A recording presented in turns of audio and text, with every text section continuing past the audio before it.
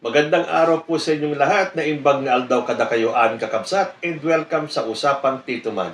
Kayo po ba ay nalulungkot? Wala kayong gana ngayong araw na to? Parang wala kayong energy. Alam nyo kung anong remedyo dyan? Magmasid-masid kayo sa mundo ng politika at matatawa na lang kayo. Ito po kasing kabilang kubol, itong kabilang kampo, lahat na lang ginagawa nila para gumanda ang imahe nila. Pero tuwing magsasalita sila, lalo lang silang nababaon sa kahihiyan. Kaya kung may problema kayo, tawanan na lang natin ang ating problema. At sino po ba ang isa sa mga problema natin? Kundi mga DDS. So sa episode pong ito, tawa pa rin tayo. Part 4. Unahin po natin dito kay Vice President Sara Duterte. I'm sure napanood niyo isang episode ko kung saan nagbitaw ng salita itong si Vice President at sinabi niyang hindi kawalan sa kanya ang posisyon na Vice President. In fact, hindi niya gustong magpresidente, hindi niya ginustong maging Vice President. Ang dami tuloy mga netizens ang nag-react sa sinabi ni Sara Duterte. Sabi nila, ganun naman pala hindi pala kawalan ang posisyon ng Vice President. Bakit hindi ka pa mag-resign? Tama nga naman, ang lakas ng loob sabihin na hindi kawalan sa kanya ang posisyon sa gobyerno. Pero, bakit kapit toko siya sa lahat ng anomalyang kinakaharap niya sa napipintong impeachment trial, kundi naman pala kawalan ang posisyon niya, mag-resign na lang kagad siya. At kung talagang baliwala sa kanya ang posisyon niya, bakit hinaharang niya yung impeachment trial? Bakit may petition pa siya sa Supreme Court? At kung hindi kawalan sa kanya ang pagiging Vice President at hindi niya gustong maging presidente, bakit niya sasabihin na I am seriously considering to run as president in 2028? O hindi ba naman parang yung kanyang ama, iba yung sasabihin ngayon, iba yung sasabihin bukas? Patawa talaga tong si Vice President. Sasabihin niya, hindi kawalan sa akin ang posisyon na Vice President.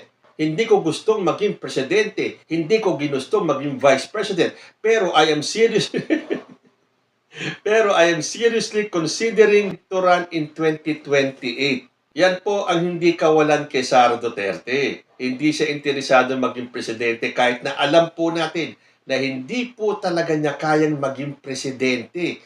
Lalo na ngayon, naglabasan na lahat ng mga kapalpakan na nakikita natin. Hindi siya maagawa ng isang paragraph in English nang hindi siya titingin sa kanyang cellphone o titingin sa paligid na parang humihingi ng saklolo. Paano siya haharap sa international community kung ganun siya magsalita? Paputol-putol, ni hindi alam kung anong mga susunod na sasabihin. Kailangan niya ng script sa kanyang cellphone para makapagpahayag lang ng kanyang damdamin.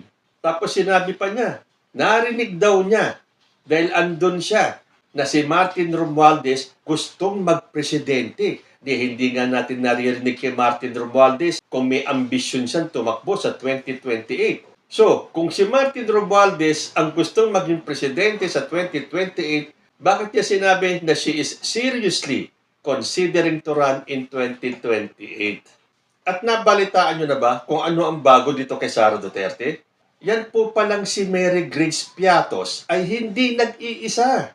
May mga kamag-anak yata siya or kaapelyido na nakatanggap ng confidential funds. Ayon po dito sa balita, ibinunyag ni La Union 1st District Representative Paulo Ortega V na bukod sa sikat na pangalang Mary Grace Piatos na nakatanggap ng confidential funds mula kay Vice President Sara Duterte, ay may iba pang kaduda-dudang pangalan ang nakatanggap ng confidential funds. Anya, ang mga pangalan na kanilang natagpuan ay ang Pia Piatos Lim, Renan Piatos, at Xiaomi 8.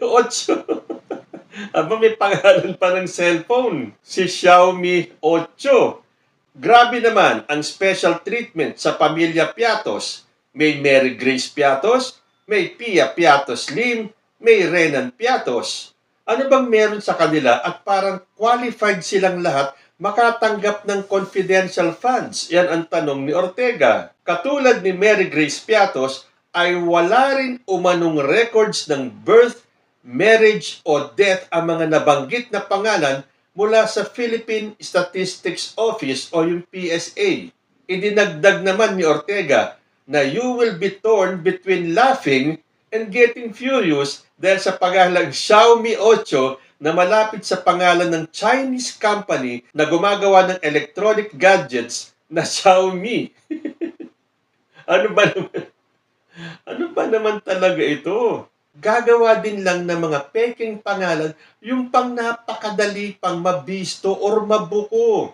Bakit ka gagamit ng pangalan ng Xiaomi ng cellphone? At bakit naman paulit-ulit itong Piatos? Uy, ang ginawa naman pala nila, yung Mary Grace Piatos, double T po yun, ang pagkakaalam ko. Yun nga, dalawa ang letter T sa Mary Grace Piatos. Dito po, sa dalawang pangalan na nadagdag, si Pia Piatos Lim at si Renan Piatos ay isa lang po ang T. Nagkataon ba? Meron ba silang kaugnayan sa isa't isa? O baka sasabihin na naman ni Bato de la Rosa na maraming Piatos sa Davao. Bakit wala silang record sa PSA? Pinaglololoko na lang tayo ng mga taong ito. Niloloko tayo ni Sara Duterte. Kaya nakapagtaka itong mga sumusuporta sa kanya, harap-harapan na kayong niloloko, pero nagpapabudol kayo. Hindi nga niya maipaliwanag ito sila Mary Grace Piatos. Paano pa niya ipaliliwanag ito mga kamag-anak ni Piatos? Or kakilala dahil hindi naman pareho yung letter T sa kanilang Piatos? Si Xiaomi, na paghahalata tuloy ng mga pro-China to mga to. Gagamit nila ng pangalan in-chip pa. O hindi ba naman? Kung di kayo maiinis, matatawa na lang kayo. Pero kung ako sa inyo, huwag na kayong mainis. Tawanan nyo na lang. Dahil malapit na po ang paghuhukom sa ginagawang anomalya ni Sara Duterte. Ito kailangan niyang ipaliwanag. As in lahat ng akusasyon para malaman natin kung walang kasalanan si Sara Duterte, kung siya ay talagang ginigipit lang ng gobyerno, hinaharas, dahil ngayon po nagpapavictim pa si Sara Duterte. So kung dyan sa Senado tinutulugan nila itong impeachment trial ni Sara Duterte, dahil nagmamatigas itong si Chis Escudero kahit na napakadami na nagsasalita, kahit yung mga constitutionalist, kahit yung mga eksperto na, yung mga tumanda na sa konstitusyon, pinagpipilitan ni Chis Escudero at pinalalabas niya na mas marunong siya at mas magaling siya kaysa dito sa mga matatandang abogado na mga expert sa batas. And I hope and pray na walang magiging hadlang sa pagiging impeachment trial dahil sa July pa po yan mag-uumpisa, ilang buwan pa at marami pa po ang mangyayari. Kaya magmatsyag po tayo, wag po nating pababayaan si Chis Escudero sa kanyang mga hakbangin. Kung talaga ipagpipilitan niya sa July, maging alerto po tayo. Dahil yung panahon mula ngayon hanggang sa July, marami pa pong gimmick ang gagawin ng kampo ni Sara Duterte. So ngayon, hindi na po nag-iisa si Mary Grace Piatos dahil andyan na yung kanyang mga kamag-anak na si Pia Piatos Lim at si Renan Piatos. Pero ano kaya ang kaugnayan nila kay Xiaomi 8? Pati apelyido. Ay, naku nga naman. Gagawa din lang kayo ng kalokohan, yung halatang halata naman na gawa-gawa nyo lang. So iwanan muna natin sila Piatos. Punta tayo dito kay Senator Bato de la Rosa. Nako, baka maghuramentado itong si Senator Bato de la Rosa. Dahil ayaw niyang tinatawag siyang pro-China. Sabi po niya rito, maghuramentado ako pag sinabi nilang pro-China ako. Buong buhay ko, lumalaban ako sa mga komunista. China ay komunista. Buong buhay ko, nagyera sa NPA. Kaya di niyo masabi na pro-China ako.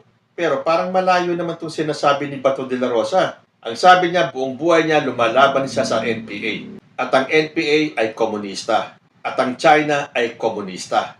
So, paano siya tatawagin na pro-China? Lumalaban nga siya sa NPA. Bakit ang NPA ba ang nanghaharas sa atin sa West Philippine Sea? Sila ba ang nagwa-water cannon sa mga tao natin sa WPS? Yung mga NPA nasa bundok. Sa dagat, ito mga Chinese. Ipakita ni De La Rosa na siya ay lumalaban dyan sa mga Chinese sa West Philippine Sea. Sumama siya sa ating mga tao dyan sa West Philippine Sea, magbantay din siya. Ipakita niya na talagang lumalaban siya at gegerahin niya itong mga Chinese. Hindi po yung NPA. Napakalayo naman ng NPA sa mga komunistang China. Pareho lang silang komunista. Pero ano ang kaugnayan ng NPA sa mga nagaganap sa West Philippine Sea? Paano yan? Marami pa rin mga Pilipino ang tumatawag kay De La Rosa na pro-China siya. So, hihintayin po natin kung kailan maghuhuramentado si Senator Bato de la Rosa. Meron pa palang pahabol salita itong si Bato. Sabi niya sa mga botante, gusto niyo bang walang manalong Bisaya? Ano ba yan? Criteria ba o requirement na meron talagang Bisaya na manalo sa Senado? Si Bato lang ba ang natatanging Bisaya na tatakbo sa pagkasenador ngayong midterm elections? Yan doon sa mga tumatakbo sa pagkasenador, tanging si Bato de la Rosa lang ba ang Bisaya? Sabagay, sa kada salita naman ni Senator Bato de la Rosa ay naaaliw naman tayo. Pero tandaan po natin, ang Senado po ay hindi comedy bar. Meron na po dyan mga komedyante sa Senado. At oo nga pala, wag na po natin dagdagan ng isa pang komedyante. At yan po ay si Willie Revillame. Dahil noong October 7, 2021, ito po ang statement ni Willie Revillame. Kung sakali man tatakbo ako sa Senado, di naman ako magaling mag-English. Wala akong alam sa batas. Baka lait-laitin lang ako doon ng ating mga mahal na senador na magagaling. Siguro, baka wala naman ako maiambag na batas. Baka dumating yung time na sayang din yung boto nyo sa akin. Di ba ganyan din naman ang nangyayari ngayon kay Senator Robin Padilla? Nasayang lang po ang boto nyo dahil talagang ako hindi ko binoto si Robin Padilla. Lalo na nung napanood ko siya sa meeting de avance ng Uniteam. Nang hindi man lang niya inacknowledge si President Bongbong Marcos, ni hindi man lang siya nagpasalamat kay Bongbong Marcos. Talaga pong nung gabing yun, siya po ay solid na Sara Duterte fan. So dito sa sinabi niya, hindi naman ako magaling mag-English. Wala akong alam sa batas. At baka lait-laitin lang ako doon ng mga senador natin na magagaling. Aminado ka pala na wala kang alam. Di bali na hindi ka marunong masyado mag-English eh. Kung kaya mo naman ipahayag at iparating sa mga kapwa mo senador at sa mga Pilipino kung ano ang iyong mga panukala at plataforma, okay na yun. Meron din naman tayong mga senador ngayon na hindi ganun magagaling sa English pero marurunong. May alam sa batas. Ang nangyari tuloy, porque lumusot si Robin Padilla, ito na ang isang Willie Revillame, ito na ang isang Philip Salvador, na kahit na mga walang alam sa batas, naingganyong pumasok dahil kay Robin Padilla. Ano ngayon ang nangyayari kay Robin Padilla? Hindi ba pinagtatawanan siya, secretly man o hindi, diyan sa loob ng Senado? Kung nanonood kayo ng mga proceedings dyan, makikita nyo sa mukha ni J.B. Ejercito, sa mukha ni Pia Cayetano, at maririnig nyo sa session hall na pinagtatawanan si Robin Padilla. Yan din ba ang gustong mangyari ni Willie Revillame? Ano ba ang meron sa kapangyarihan na kahit na sinabi mo na wala kang alam sa batas, na masasayang lang ang boto sa iyo ng taong bayan, pero tatakbo at tatakbo ka pa rin. Kung ang gusto mo lang ay maging public servant at maglingkod sa bayan, diyan na lang sa iyong programa ay nakakatulong ka na. Pero ginusto po yan ni Willie Revillame. So wag siyang iiyak kapag siya ay lait-laitin. Ngayon pa nga lang nalalait na siya Kasi nga naman, kung hindi siya nagbitaw ng mga ganitong salita, hindi siya nalalait ngayon.